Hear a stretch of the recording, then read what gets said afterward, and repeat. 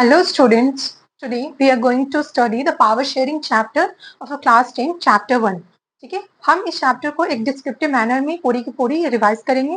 ठीक है, कि क्या है इस चैप्टर में, इंपॉर्टेंट क्या है, पावर शेयरिंग क्या है, पावर शेयरिंग में किस किस प्रोसेस क्या क्या प्रोसेस होती है, और power sharing why we need power sharing method in our country, और डिजायरेबल क्यों है, और this is why this is known as a important feature of a democracy. Okay, और इस बेसिस पे हम पूरे चैप्टर को क्या करेंगे, एक बार डिस्क्रिप्टिव मैनर में देख लेंगे कि होल ओवर द इम्पोर्टेंट क्या है इसमें.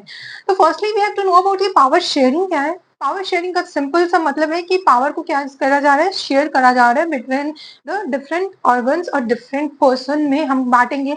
क्यों बांटेंगे पावर को, बांटेंगे क्यों? तो पावर को बांटने का एक ही पर्पस है कि जब एक अथॉरिटी अकेले किसी काम को हैंडल करती है, एक सिंगल बॉडी किसी काम को अकेले हैंडल करती है, तो होता क्या है कि वो उतनी बोल सकते हो कि अवेलेबल नहीं हो पाएगी. अवेलेबल है भी तो उतनी बेहतर तरीके से काम नहीं कर पाएगी. जस्ट टेक एग्जांपल कि अगर कोई भी फैमिली में कोई भी त्योहार है या कोई भी चीज है या कोई फेस्टिवल है, ठीक है, तो उसमें क्या है, अगर एक पर्सन के ऊपर सारे बर्डन दे दिए जाए तो वो हर तरीके से हर चीज को नहीं मैनेज कर पाएगा. तो हम क्या करते हैं, अपने घर में ही घर का एग्जांपल लेके कि आपने पावर्स को क्या करते हैं, शेयर कर देते हैं कि अच्छा आप ये कैटरिंग का ध्यान दे लो, आप यहाँ पे जो डेकोरेशन का काम है वो देख लो.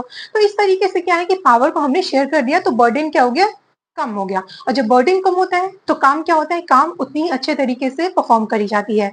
तो इसी बेसिस पे हम बात करेंगे पावर शेयरिंग की. तो पावर शेयरिंग चैप्टर में हम पहले इस चीज को समझने के लिए दो कंट्री का एग्जांपल लेते हैं. तो first one is a Belgium and the second one is a Sri Lanka. हम पहली बात देखेंगे कि इससे पहले हम एक सेंटेंस का मतलब समझ लेते हैं, दैट इज एथनिक. एथनिक क्या होता है?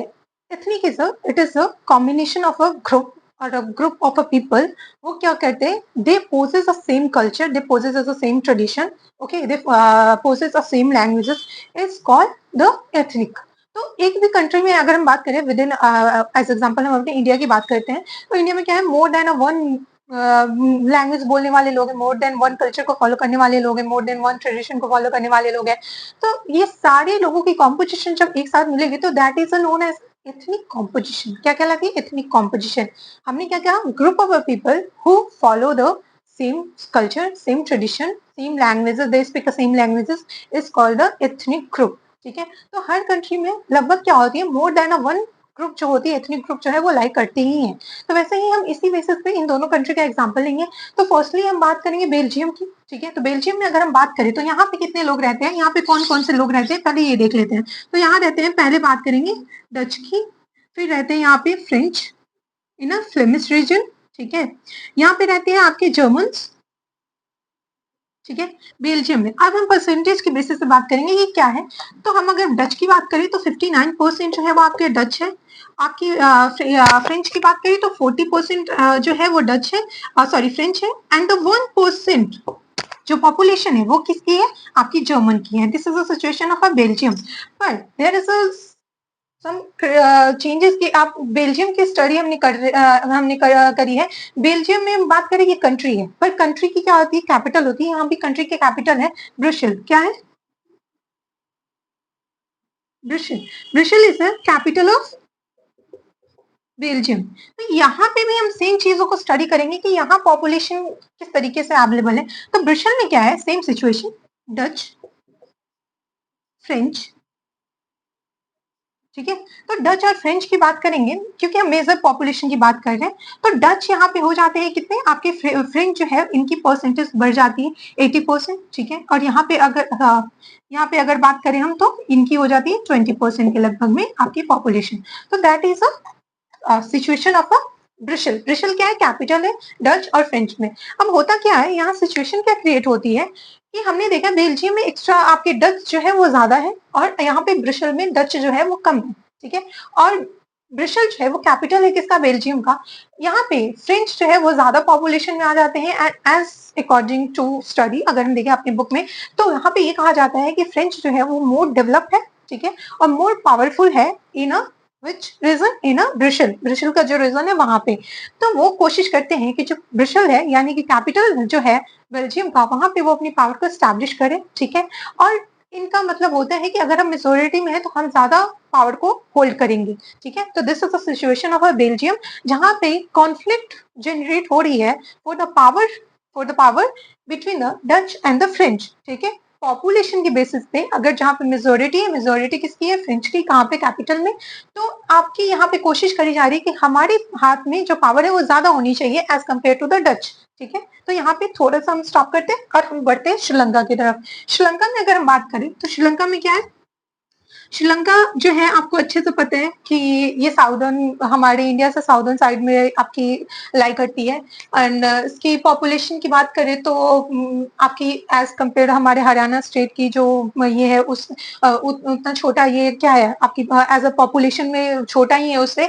हरियाणा स्टेट से, बेल्जियम की भी पॉपुलेशन हरियाणा से जो एरिया है वो छोटी है। तो यहाँ पे हम बात करेंगे श्रीलंका है क्या, श्रीलंका एक आइलैंड नेशन है, ठीक है। हम श्रीलंका को बेहतर तरीके से जानते हैं because we are a neighbour of Sri Lanka, ठीक है। तो यहाँ पे हम देखेंगे कि यहाँ की कॉम्पोजिशन क्या है। तो यहाँ पे हम बात करेंगे तो यहाँ कौन कौन लोग रह रहे हैं, तो सिन्हलास है, यहाँ सिन्हलास है, ठीक है। यहाँ पे है आपकी तमिल्स। तमिल्स में यहाँ पे दो वेरिएशन है, ओके। तमिल्स में दो वेरिएशन है, एक है आपके श्रीलंकन तमिल्स, एक है आपके श्रीलंकन तमिल्स, और दूसरे हैं आपके इंडियन तमिल्स, दूसरे हैं आपके इंडियन तमिल्स, ओके। फिर है आपकी कौन, क्रिश्चियन, ओके। फिर है आपके मुस्लिम्स, ठीक है। तो ये आपके क्या है टोटल के आपके बोल सकते हैं this is a ethnic composition of the Sri Lanka. अब सिन्हलास की बात करें तो सिन्हलास की परसेंटेज की बात करेंगे तो 74% जो है वो कौन है, सिन्हलास है। आपके तमिल्स की बात करें तो ये टोटल तमिल्स जो है वो 18% है, ठीक है। 18% है, जिसमें से श्रीलंकन तमिल्स अकेले जो है वो 13% है, ठीक है। और बाकी के परसेंटेज जो है आपके Indian Tamils and Christian and Muslims की है। अब जो कुछ क्रिश्चियंस है वो मोस्टली क्या फॉलो करते हैं, क्रिश्चियन जो है वो कुछ जो है आपके इसमें सॉरी सिन्हलास जो है वो क्या फॉलो करते हैं, तो वो बुद्धिस्ट कल्चर को फॉलो करते हैं। तो इसको सिन्हलास जो है वो बुद्धिस्ट को फॉलो करते हैं मोस्टली, ठीक है। फिर अगर हम बात करें तो यहाँ पे ये कॉम्पोजिशन जो है हमें देखने को मिलता है। अब यहाँ पे हमें एक सिचुएशन क्रिएट होते हुए दिखाई दे रही है जो कि सेम हमने देखा था बेल्जियम में। तो कौन सी सिचुएशन है ये, सिचुएशन है मेजोरिटी ग्रुप की। तो मेजोरिटी ग्रुप में कौन अभी ज्यादा है, तो सिन्हलास ज्यादा है, ठीक है। अब ये दो कंट्री की सिचुएशन हमने देखी, दोनों कंट्री के सिचुएशन के बेसिस पे हम देखेंगे कि क्या कॉन्फ्लिक्ट हो रही है। कॉन्फ्लिक्ट यहाँ पे क्या है कि सिन्हलास कोशिश करेंगे, सिन्हलास चूंकि क्या है, अभी पहले आप एक टर्म समझ लो कि what is Sri Lankan Tamils and Indian Tamils, ठीक है। तो श्रीलंकन तमिल्स का सिंपल सा मतलब है कि वो पर्सन जो कि नेटिव्स है कहाँ के, आपके श्रीलंका के, और तमिल ओरिजिन के हैं, तो उनको हम क्या बोल रहे हैं, श्रीलंकन तमिल्स बोल रहे हैं। But the Indian Tamils means क्या होता है, तो इंडियन तमिल्स वो है जब ड्यूरिंग जब हम कॉलोनी थे किसके, ब्रिटिशर्स के, तो ब्रिटिशर्स ने फॉर प्लांटेशन हमें क्या करा था, हमारे बहुत सारे इंडियंस को अलग अलग जगह पे, अलग अलग आइलैंड्स पे उन्होंने फॉर द प्लांटेशन लेबर के लिए हमें, हमारे इंडियंस को वहां जाकर के उन्हें ऐसा बोल सकते हो कि for the plantation as a labour उन्हें रख दिया गया था। तो यहाँ पे कुछ इंडियन तमिल्स को भी साउदर्न साइड में यानी कि श्रीलंका में वहां शिफ्ट करा गया था। तो वहां पे जो लोग थे वो वहां पे सेटल डाउन हो गए और लाइफस्टाइल उन्होंने वहीं की जो है अपना ली और वहीं सेटल हो गए। तो वो क्या कहलाए, आपके इंडियन तमिल्स कहलाए, ठीक है। फिर ये सारी सिचुएशन जो है हमें देखने को मिलती है। अब सिन्हलास का क्या है कि सिन्हलास जो है वो नेटिव्स है कहाँ के, आपके शिनाजाज है, नेटिव्स आपके श्रीलंका के। तो उनका कहने का मतलब है कि हम मेजोरिटी में है तो हमारे पास क्या होना चाहिए, गवर्नमेंट अथॉरिटी ज्यादा होनी चाहिए, हमारे पास पावर ज्यादा होनी चाहिए। तो ये सिचुएशन क्रिएट हो रही है। Give me one second, okay.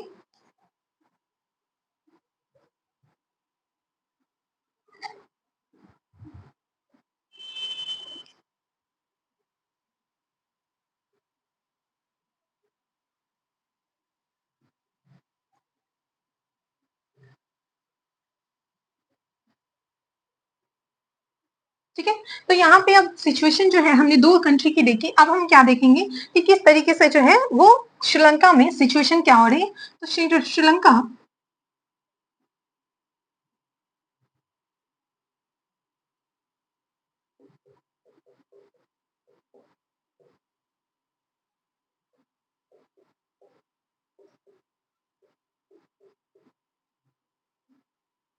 यहाँ पे हमारा नेक्स्ट टर्म जो है वो है मेजोरिटीनिज्म इन श्रीलंका। मेजोरिटीनिज्म इन श्रीलंका का सिंपल सा मतलब है कि जो सिचुएशन हमने श्रीलंका में देखा था उसको कैसे वो आगे हैंडल करते हैं उसके बारे में देखेंगे।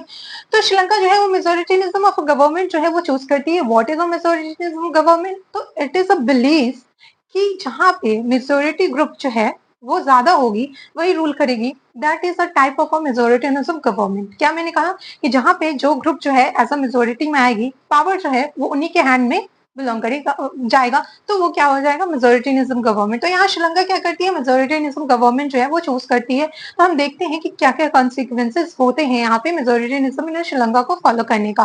तो मेजोरिटीनिज्म इन श्रीलंका को देखने के लिए हम थोड़ा सा डिटेल में जाएंगे। हम जानते हैं कि 1947 में 1948 में जो है वो श्रीलंका को क्या मिला था?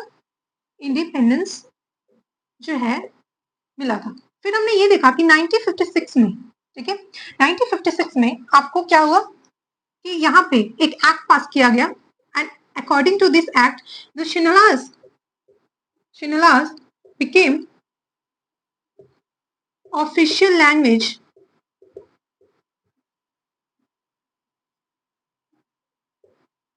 इन श्रीलंका।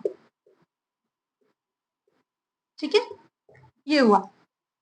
हमने क्या सिचुएशन देखी? सिन्हालास क्या हुआ? ऑफिशियल लैंग्वेज बन गई। What is the meaning of official language? Official language हमारे इंडिया में कौन सा है? हिंदी और इंग्लिश है। तो हिंदी और इंग्लिश के होने के क्या ये पर्पस है कि हम जो स्टडी करते हैं, ओके, या जॉब के लिए जाते हैं, इंटरव्यू के लिए जाते हैं, बड़े बड़े पोस्ट पे जब जाते हैं तो हमारे लिए क्या होता है? इंग्लिश और हिंदी दोनों में से कोई एक क्या होता है? कंपल्सरी होता है। तो ऑफिशियल लैंग्वेज का मतलब यही है कि आपके लिए सिन्हालास जो है वो क्या हो चुके हैं? कंपल्सरी हो चुके हैं। आपको आना ही चाहिए। क्या? आपकी सिन्हालास लैंग्वेज जो है वो आनी चाहिए। ठीक है, तो अब होगा क्या? ऑफ कोर्स तमिल्स के लिए इशू होगा, क्योंकि तमिल स्पीकिंग जो है उनका कहना है कि आप हमारे लैंग्वेज को आपने वैल्यू नहीं करा, ठीक है, हमें रिकॉग्निशन नहीं दिया। तो दे आर नाउ प्रोटेस्टिंग कि भाई हमें भी हमारे हक चाहिए, हमारे हक चाहिए इन द सेंस कि हमें भी रिकॉग्निशन चाहिए बाय द गवर्नमेंट, हमारे लैंग्वेज को रिकॉग्निशन चाहिए, क्योंकि हमारा मदर टंग जो है वो एक तरीके से वही, हमने बचपन से वही कहा है, तो हमारी भी लैंग्वेज को आप इम्पोर्टेंस दो। बट आफ्टर मेनी स्ट्रगल्स जो है, मेनी प्रोटेस्ट, आप क्या यहाँ पे जो है मेजोरिटीनिज्म जो है सॉरी यहाँ पे है रिकॉग्निशन नहीं दी जाती है बाय द गवर्नमेंट, और वो लोग क्या करते हैं? मेजोरिटीनिज्म गवर्नमेंट जो है वो फॉलो करते हैं। ठीक है, तो हमने ये सिचुएशन देखा है किसका? आपके इंडिपेंडेंस के बाद श्रीलंका में। तो सिन्हालास जो है वो ऑफिशियल लैंग्वेज जो है वो बन गई हुई है। अब इसके बीच क्या होगा कि इसके बीच जो होती है आपकी सिचुएशन जो है वो बिगड़ जाएगी, और तमिल्स, इंडियन तमिल्स जो होंगे, और mostly Tamils, Sri Lankan Tamils, Indian Tamils both, Tamils protested many times to recognition of their languages, of their Tamil languages, but government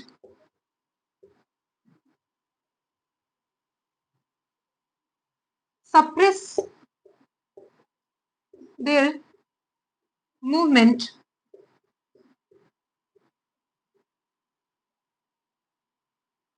brutally. ये वर्ड मैंने ब्रूटली क्यों यूज किया?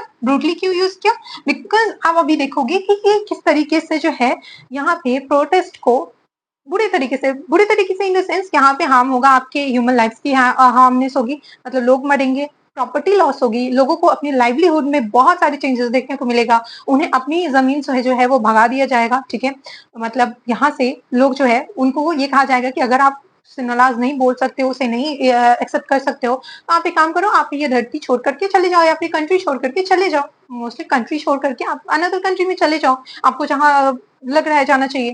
तो और सिर्फ ये कहा नहीं जा रहा था, यहाँ पे उनको मारा जा रहा था, और बुरे तरीके से मारा जा रहा था। और ये सिचुएशन जो है वो सिविल वॉर क्रिएट करता है। क्या क्रिएट करता है? आफ्टर दैट एक स्टेटमेंट और है कि तमिल्स जो है, Tamils they demanded a separate Tamil Elms. ठीक है, तमिल एलम जो है वो मांगते हैं, तमिल एलम का मतलब है एक न्यू स्टेट मांगते हैं। कौन? Tamils, for their for themself. तो तमिल एलम का मतलब है एक न्यू स्टेट जो है वो मांगते हैं कि हमारा आप अगर हमारे लैंग्वेज को रिकॉग्निशन नहीं दे सकते हो तो एक काम करो, हमारे लिए एक अलग तमिल एलम क्रिएट कर दो। तो इसको ये भी जो चीजें हैं उनको रिकॉग्नाइज नहीं करी जाती है और इनके इस प्रोटेस्ट को भी क्या कर दिया जाता है, सप्रेस कर दिया जाता है। तो आफ्टर दैट एक सिचुएशन क्रिएट होती है, that is a civil war. Civil war, what is the term of a civil war, क्या मतलब है इसका, what is the meaning of a civil war. तो सिविल वॉर का सिंपल सा मतलब होता है कि when a people, a citizen within a country, they protested और प्रोटेस्ट नहीं, they fight with each other. Government citizen के बाद में बीच में हो सकता है, सिटीजन सिटीजन के बीच में हो सकती है। तो जब गवर्नमेंट और सिटीजन आपस में कंट्री में लड़ने लगे तो वो क्रिएट करती है आपकी civil war. Civil war, civil यानी कि सिटीजन ऑफ द कंट्री जब आपस में ही क्या कर जाए, भिड़ जाए, तो उनको हम सिविल वॉर कहते हैं। और ये सिविल वॉर जो है वो मैसिव डिस्ट्रक्शन जो है वो यहाँ पे क्रिएट करती है इन श्रीलंका, जिसकी वजह से मैंने पहले भी कहा कि बहुत सारी प्रॉपर्टीज की हार्मनेस होगी और ह्यूमन लाइफ की तो होती ही है। और ये सिविल वॉर जो है वो शुरू होने के बाद क्या होता है, लगभग आपके 2009 में जाकर के ये सिविल वॉर जो है वो वहां जाकर के खत्म होता है। तो आप सोच सकते हो कि 2009 में मतलब हजारों लोग की डेथ के बाद जो है ये सिविल वॉर जो है वो खत्म होती है। तो ये क्या हो गया, मेजोरिटीनिज्म इन श्रीलंका हमने जल्दी से देख लिया। अब हम नेक्स्ट देखते हैं, आप अगर नोट डाउन करना चाहो तो कर सकते हो।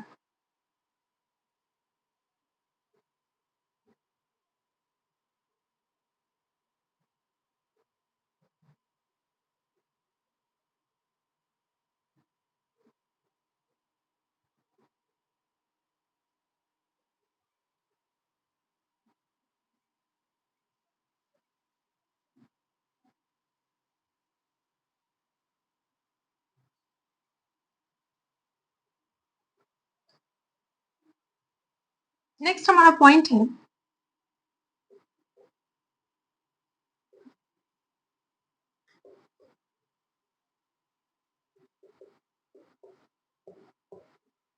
Recommendation in Belgium. Recommendation in Belgium. अब हम देखेंगे बेल्जियम की जो सिचुएशन हमने देखी थी, बेल्जियम ने इससे किस तरीके से हैंडल करा इस सिचुएशन को। क्या श्रीलंका की तरह ही उनकी भी गवर्नमेंट बिखर गई, या उन्होंने कोई और तरीका यूज किया अपनी कंट्री को स्टैब्लिश करने का, वहां पे पावर स्टैब्लिश करने का। तो रिकमेंडेशन इन बेल्जियम में जो है हमारे कुछ चेंजेस हमें देखने को मिलेगा, जो कि आपको यहाँ पे रहता है। अब हम देखेंगे कि क्या क्या सिचुएशन जो है क्रिएट हुई थी। तो एक second,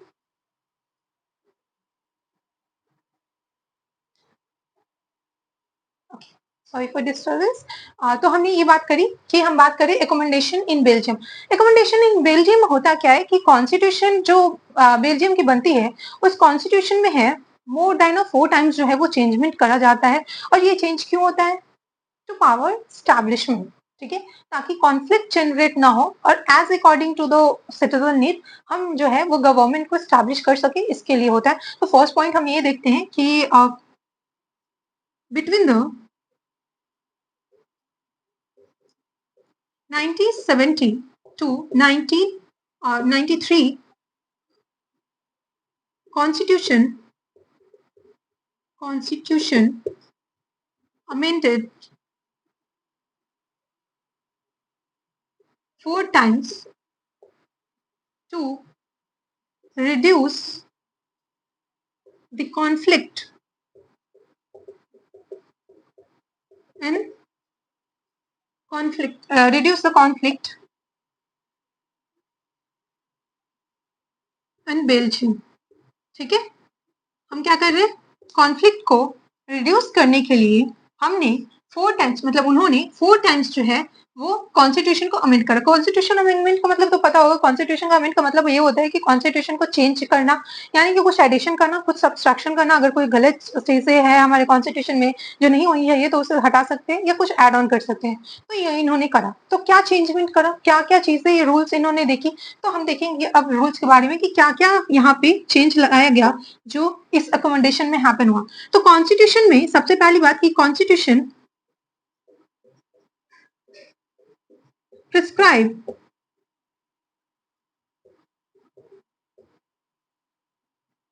the number of government of equal number of minister from each from यहाँ पे क्या है, कॉन्स्टिट्यूशन ने प्रिस्क्राइब करा equal number of minister from each ethnic group. ठीक है, ठीक है, यहाँ पे क्या हुआ, इक्वल नंबर ऑफ मिनिस्टर को प्रिस्क्राइब करा गया कि अगर हम क्या करेंगे, एथनिक कोई जो एथनिक कॉम्पोजिशन होने की वजह से जो आपकी प्रॉब्लम्स हो रही है, तो इस प्रॉब्लम्स को खत्म करने के लिए क्या करें, इक्वालिटी ला दे रहे हैं कि जितने मिनिस्टर आपके फ्रेंच के होंगे उतने ही मिनिस्टर क्या होंगे, डच के भी होंगे। ठीक है, तो यहाँ पे इस तरीके से पहला ये इनका चेंजमेंट हुआ। दूसरी चेंजमेंट की अगर बात करें तो पहले चेंजमेंट में आप देख सकते हो कि इसमें ये चीजें हुई, दूसरी भी है, दूसरे में हम देखेंगे कि किस तरीके से centre has to give some power to the state। ठीक है, and the major point is कि in the Belgium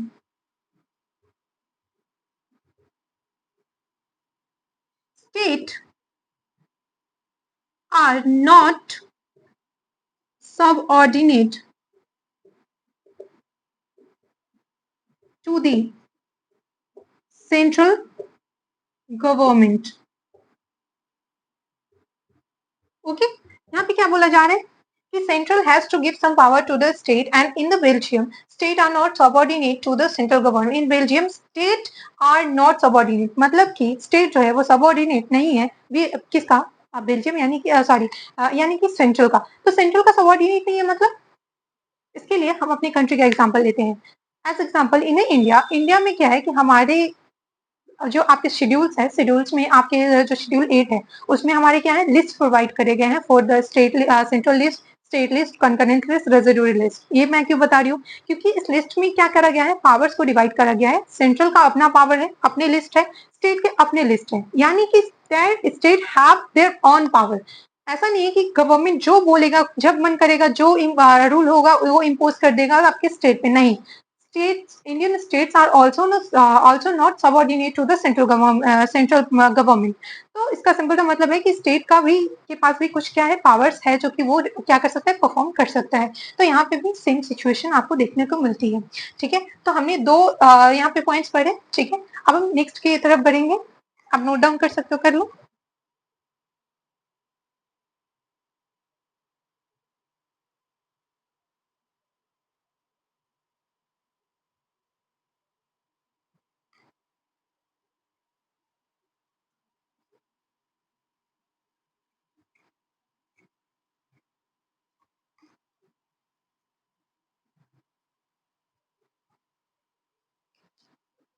third point, Brussels। Brussels have separate government। Brussels have separate government in which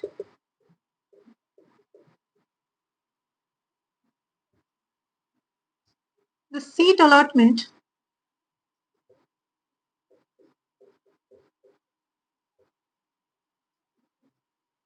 is equal for, और equal representation बोल सकते हो bracket में, equal representation of minister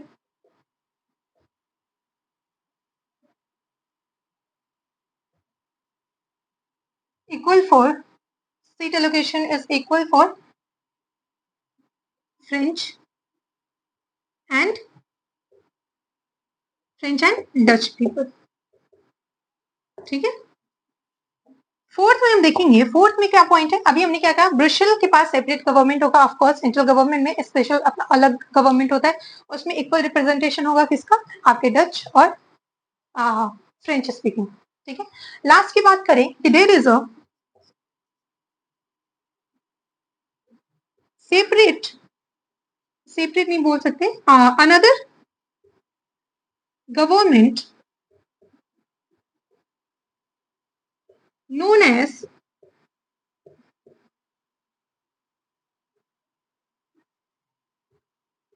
community government with support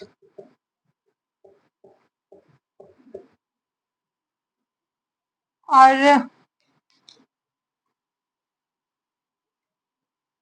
which may represent particular language, religion,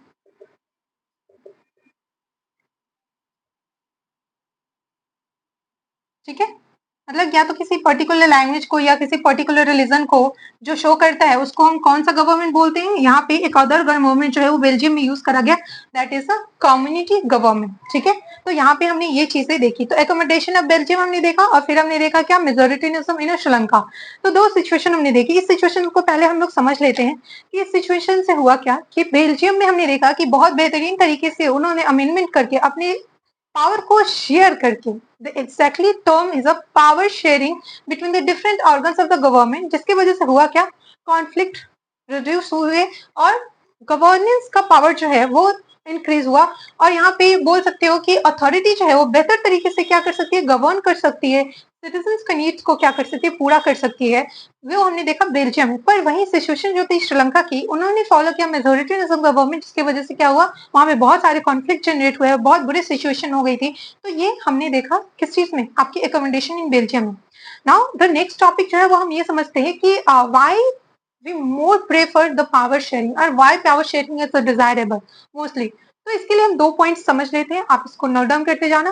पहला है कि हम समझ क्या रहे, टॉपिक क्या है कि why power sharing डिजायरेबल। तो पावर शेयरिंग डिजायरेबल है, इसका एक पॉइंट ये हो सकता है कि आप पावर शेयरिंग डिजायरेबल है क्योंकि power sharing maintains the accountability. What I am saying कि power sharing maintains the accountability.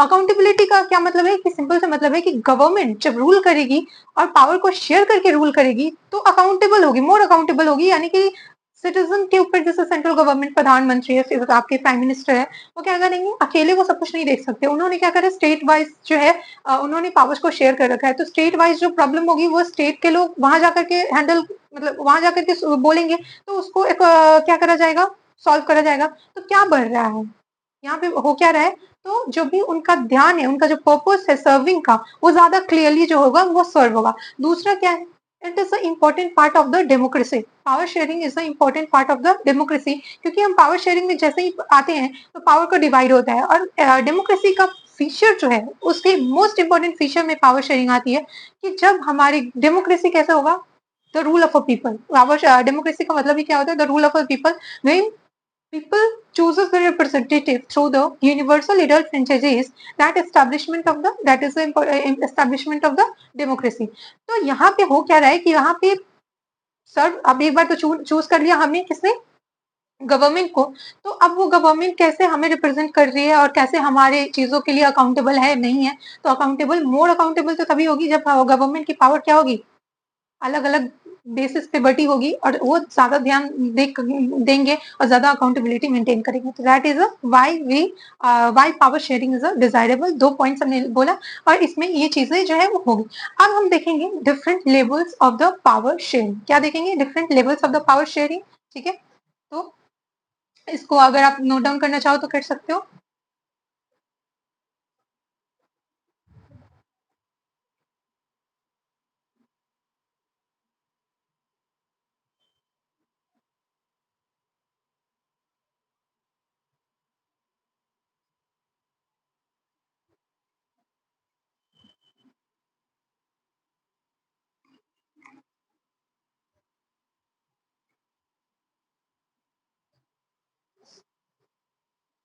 Next point है हमारा फॉर्म्स ऑफ पावर शेयरिंग और different forms of power sharing, ठीक है। किस किस तरीके से पावर को शेयर किया जा सकता है। तो इसमें फर्स्ट देखेंगे हम, ठीक है, अलग अलग जगह पे अलग अलग तरीके से पावर को शेयर करा जाता है ताकि गवर्नमेंट को अच्छे से चलाया जा सके। तो फर्स्ट है power sharing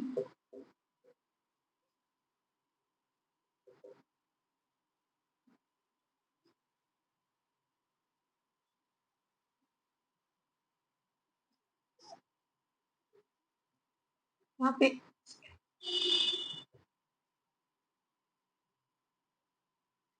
power sharing between different organ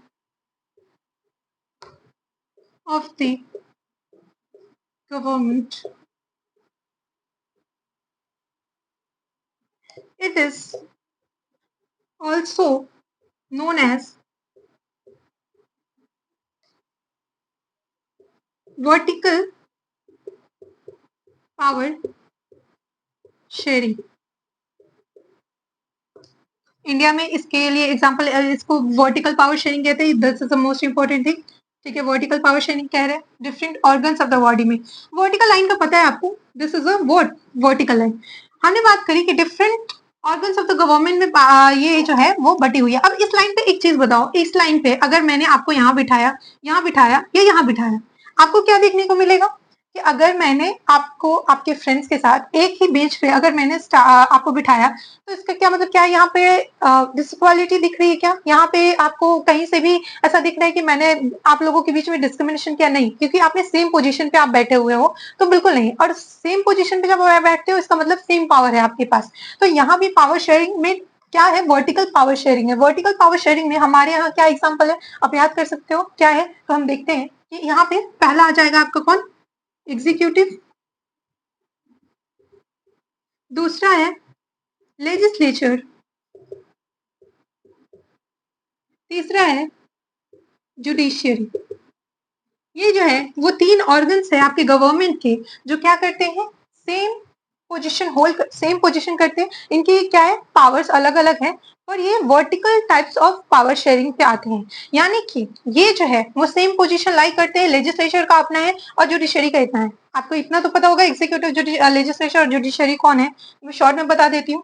executive क्या होते हैं, आपके प्रेसिडेंट होते हैं। काउंसिल ऑफ मिनिस्टर को भी इसमें ऐड कर देते हैं हम, है ना। आपके वाइस प्रेसिडेंट जो होते हैं वो भी आ जाएंगे। लेजिस्लेचर में कौन होंगे, जो आपके एमपीज एंड एमएलए होंगे वो क्या होंगे, आपके कहलाते हैं लेजिस्लेचर। जुडिशियरी तो आपको पता है कौन होते हैं, supreme court, high court and local जो आपके कोर्ट आते हैं वो, lower court, normally not a local, lower courts जो उसमें आते हैं वो। ठीक है, तो ये हमने देखा किसके बारे में, power sharing in the different organs of the government. ठीक है, अब नेक्स्ट देखेंगे हम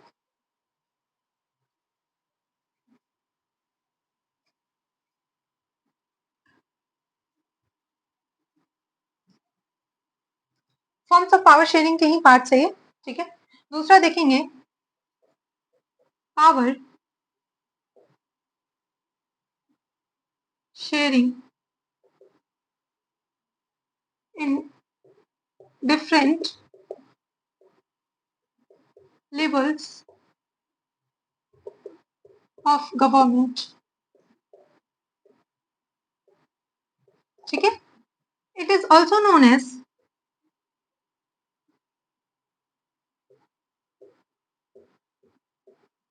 होरिजेंटल पावर शेयरिंग।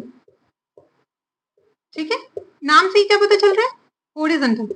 होरिजेंटल यानी कि हम देखेंगे this line is a horizontal line, है ना। ये लाइन क्या कहलाती है, होरिजेंटल। तो हम यहाँ देखेंगे इसके एग्जांपल में सबसे ऊपर क्या आता है, सेंट्रल गवर्नमेंट। फिर क्या आती है, स्टेट गवर्नमेंट। फिर क्या आती है आपकी, local government.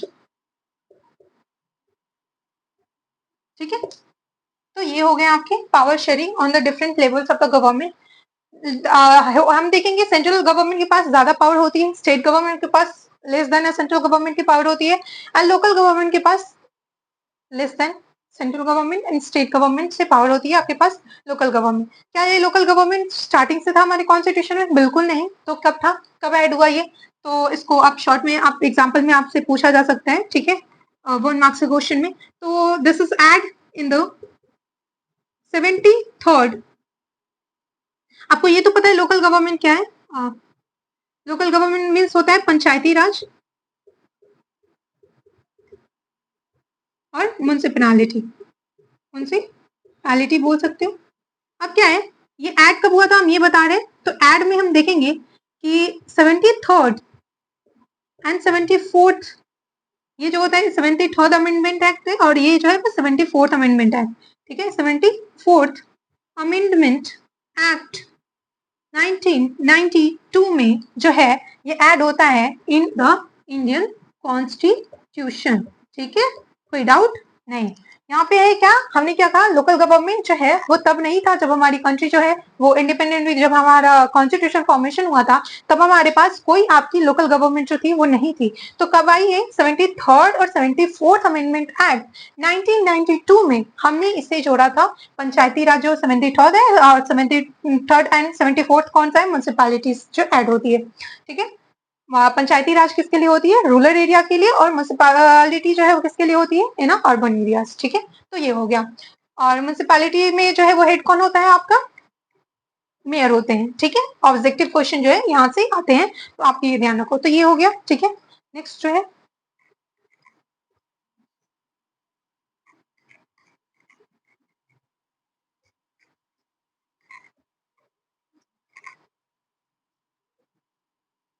Power sharing among pressure groups.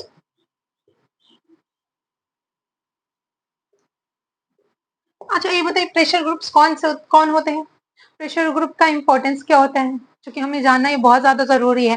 जैसे आप क्या है, आज के टाइम में हम लोग जानते हैं ऑपोजिशन को, ठीक है। Opposition is work like a pressure group to the ruling party, ठीक है।